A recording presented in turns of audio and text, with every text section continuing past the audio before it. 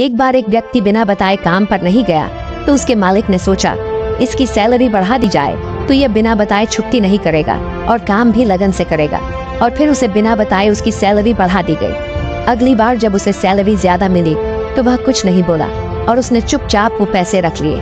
और कुछ महीने बाद उसने फिर से बिना बताए छुट्टी मार ली। मालिक को बहुत गुस्सा आया और वो सोचने लगा इसकी सैलरी बढ़ाने का क्या फायदा हुआ, ये तो सुधरने वाला ही नहीं। और फिर से उसकी सैलरी कम कर दी गई। फिर जब वह काम पर वापस आया तो उसे वही सैलरी दी गई जो उसे पहले मिलती थी।